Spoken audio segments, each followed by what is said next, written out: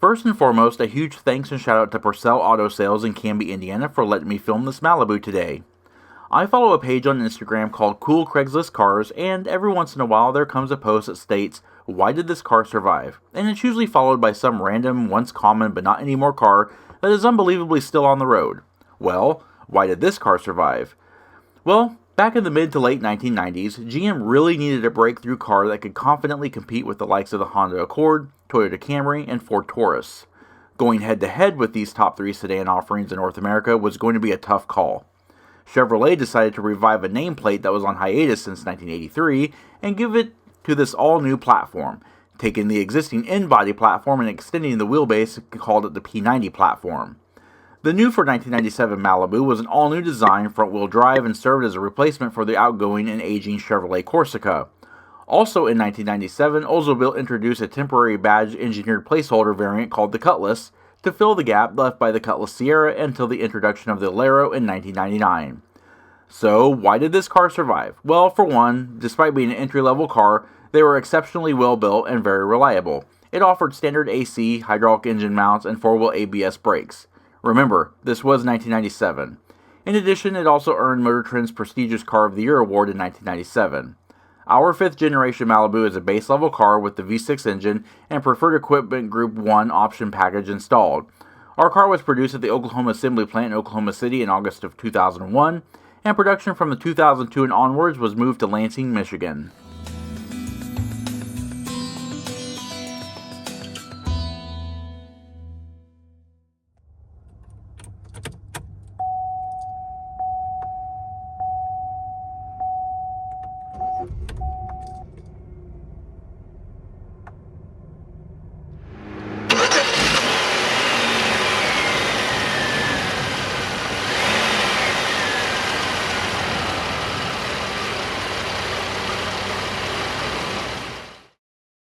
Hey everyone, in today's in-depth review series, we're taking a look at this very nice and very well preserved 1997 Chevrolet Malibu.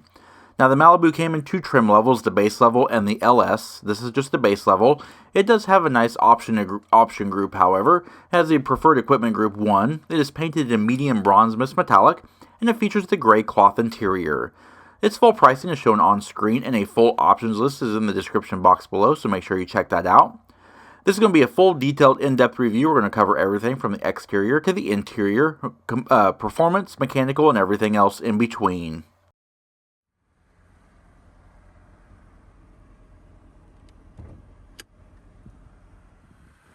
Of course, the in-body Malibu is front-wheel drive, and its power comes in the form of the 3.1-liter 3100 60-degree LG8 single overhead cam pushrod 12-valve V6 engine.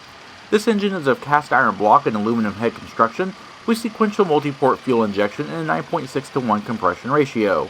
This engine creates 170 horsepower at 5,200 RPM and 190 pound-feet of torque at 4,000 RPM. Road test reports 0 to 60 miles per hour in about 9.1 seconds. 0 to 100 miles per hour comes in around 27.7 seconds, with a quarter mile in about 16.7 seconds at 83 miles per hour. Its top speed is limited to around 110 miles per hour. All Malibus and Cutlasses come equipped with the 14.1 US gallon fuel capacity and consume 4.8 gallons per 100 miles driven, with an estimated whole driving range of around 296 miles, although this number may be higher. EPA fuel economy figures are 18 miles per gallon in the city, 26 miles per gallon on the highway, and a combined average of 21 miles per gallon. The sole available transmission was the 4-speed 4T40E automatic with a 3.05:1 final drive ratio and second gear start feature for increased wet and slick weather traction.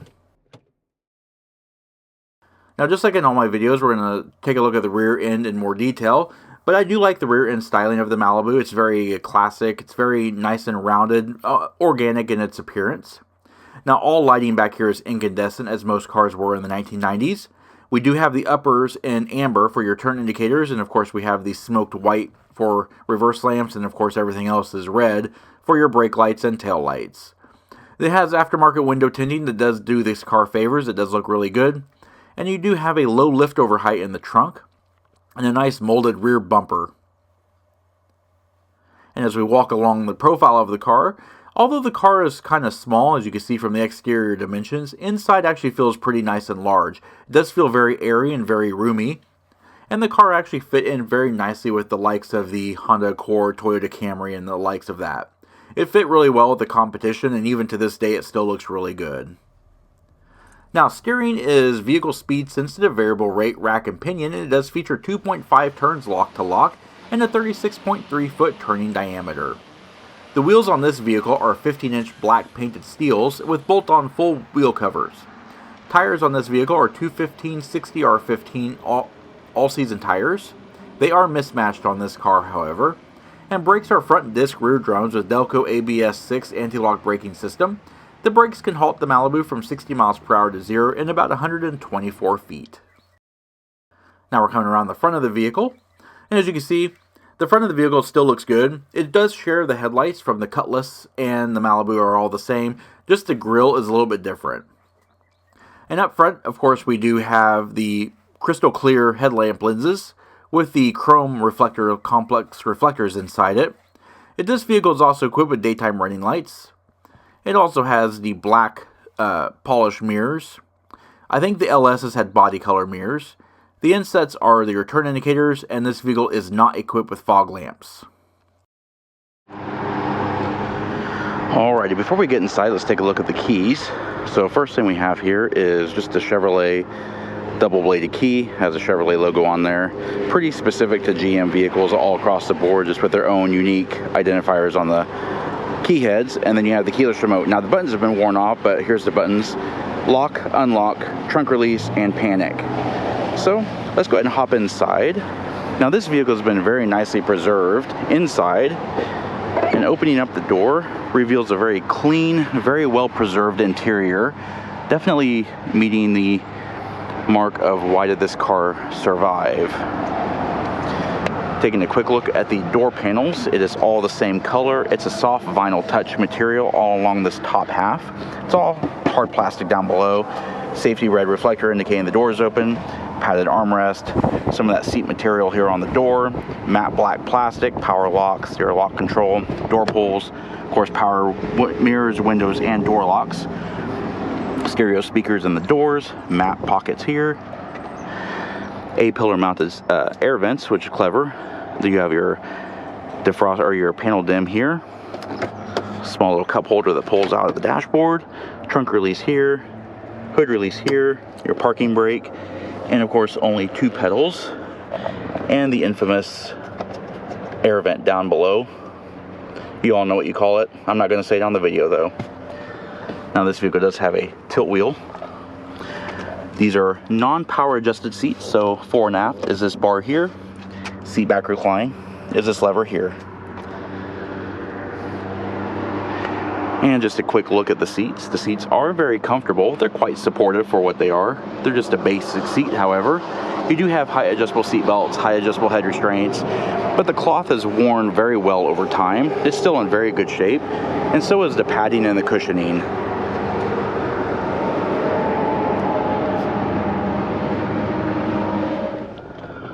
Alright, now that we're inside, we're going to pan through the interior and show more details. Just a neoprene wrapped, molded, 4-spoke steering wheel, no leather wrap here. If you had the Oldsmobile Cutlass, you probably would have had leather on there, but in this car we don't.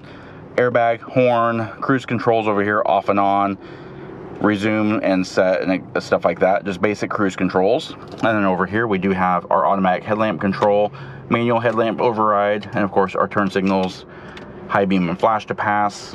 And then over on the right hand side we have our wiper washer controls. Straight ahead of us, and it's kind of hard to see because the sun is a little bit bright today, but we do have an instrument cluster that's very legible, very easy to read, and assorted warning lights. Currently at the time of this recording, this vehicle, and I know it's flashing on the screen, but I can read the odometer, 63,171 miles.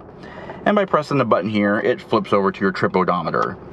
Now over here, we do have a 7,000 RPM tach, 120 mile per hour speedometer, and of course fuel level and coolant temperature.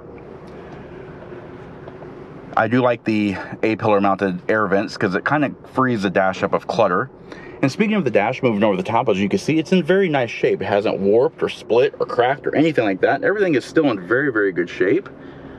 And of course you have the A-pillar mounted air vent over there. You do have the Malibu script on the dashboard, and this faux carbon fiber trim in place of wood grain. Thank goodness, it's something different. 2 air vents up here, 4-way flashers, and of course GM decided to move the key to the dashboard instead of the steering column, so now when the key fob shakes around, it doesn't bang on your knee. Never thought that was an issue, but I guess it was in the focus groups. And here we have an AM/FM CD player. It does feature radio data system here, and all different kinds of displays, tune, volume, seek scan, all that kind of stuff. Anyway, moving down, this vehicle is equipped with air conditioning. We'll move the shift lever out of the way. So just a single zone air conditioner. You have recirculate and fresh air, 5-speed fan speed, temperature, and of course your panel distribution, AC, and rear defroster. Down here we do have a small storage slot here. We have a 12-volt power point there. We do have a fold-out ashtray, and over here we have another 12-volt power point, or you could put a cigar lighter in there or whatever. All right, moving over to the console. Not much here except for a very, very tall shift lever. And it's really interesting to note that it's very, very tall from the outset, but the GM designers, specifically the interior designer, he said that when the vehicle is in drive and the driver has their arm resting on the armrest, it is perfectly heightened to double as a handrest. Never thought of that before, but it actually does work, as you can see, and it's pretty comfortable for those long journeys. All right, we have a small storage slot here that probably won't store anything except for crumbs and all that kind of stuff. Single cup holder here. And we have a nice large air armrest, as I was talking about before. And the party trick is this armrest lifts up to reveal hidden storage. And it also flips sideways to reveal additional storage. Now, as stated before, we do have height adjustable seat belts, but no overhead assist handles. We also have our overhead light. We have just a dome light, door, and then off, but no reading lights. Oh, but wait, we have reading lights in the mirror. Just by flipping those switches there, the reading lights pop on. Speaking of the mirror, it's just a manually dimming rearview mirror. And then overhead, we have padded sun visors with non-illuminated vanity mirrors. Now, the sun visors do swing out, but they do not slide out. And of course you have a large glove box that does not lock. Alright, now let's take a quick look at the rear seat. Opening the wide opening doors reveals a very nicely preserved rear seat as well as the front. As you can see, overall interior is in excellent shape. Now, the rear door panels feature the same styling as the front door panels. They have the same materials, that same seat pattern, the cloth, door pulls, power window switches, all that kind of stuff. No storage or anything like that.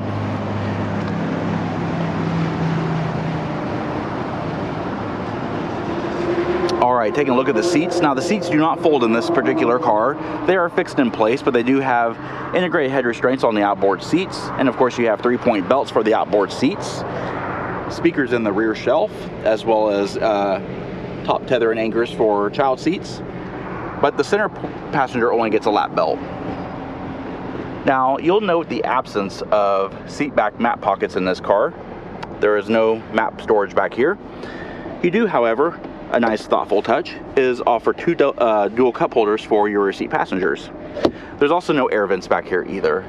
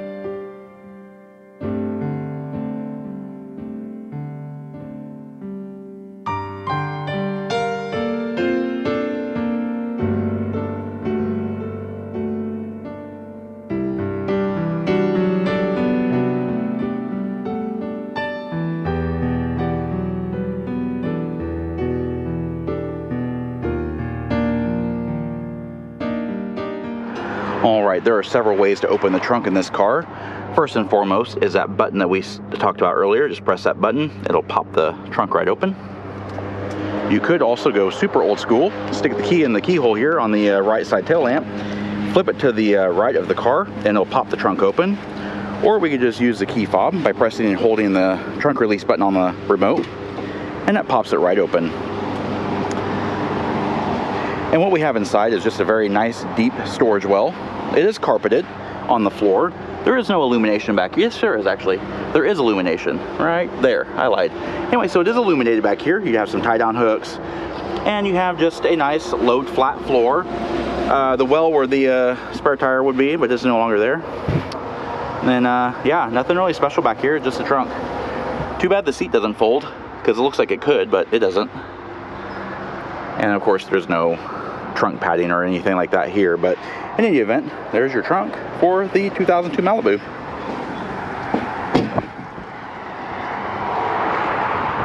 Alright, and there you have it, the full in-depth review of the 2002 Chevrolet Malibu. We hope you found the review informative, and if you did, please comment down below. Also, don't forget to hit the like button and subscribe. Check out our Facebook page at facebook.com/neighborhoodcarreviews, and of course our Instagram channel at BrensoJ1. And of course, as always, thanks for watching.